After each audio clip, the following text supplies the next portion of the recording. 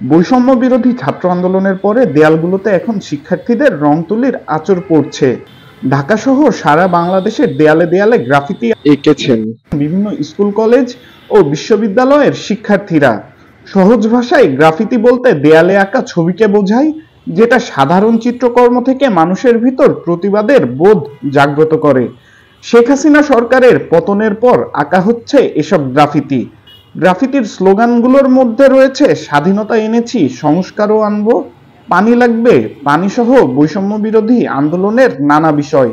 একই সঙ্গে ছাত্র জনতার বিপ্লবের বিভিন্ন প্রতীকী ছবিও আঁকা হয়েছে। ঢাকা বিশ্ববিদ্যালয়ের দেয়ালগুলোতে শিক্ষার্থীদের এমন শিল্পকর্ম নজর কাড়ছে সাধারণ জনতার। দেশবাসী এবং ভবিষ্যৎ প্রজন্মের কাছে আন্দোলনের বিভিন্ন ঘটনার নজির রাখছে গ্রাফিতিগুলো।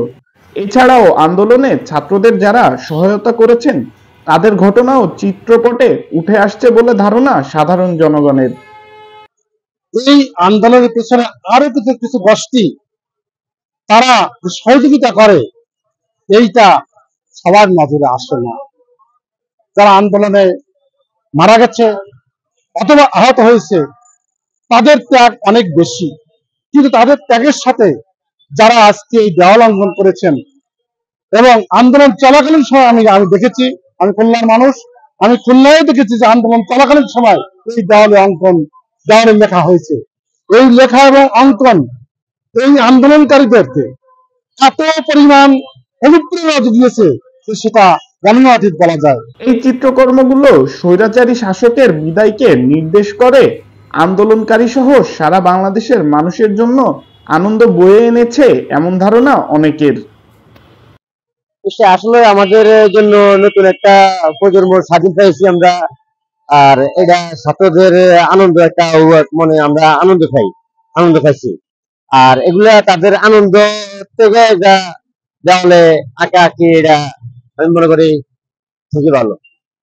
দেয়ালে অঙ্কিত এই চিত্রকর্মগুলো আন্দোলনকারীদের স্মৃতি তুলে ধরে সাধারণ মানুষদের উজ্জীবিত করছে বলে ধারণা করেন শিক্ষার্থীরা। এই প্রতিকৃতি দ্বারা আমাদেরকে উৎসাহিত করছে এই আন্দোলনে, আর প্লাস এই আমাদের সামনের দিকে আরো এই আগে এগিয়ে যাওয়ার জন্য অনুপ্রেরণা যোগাচ্ছে।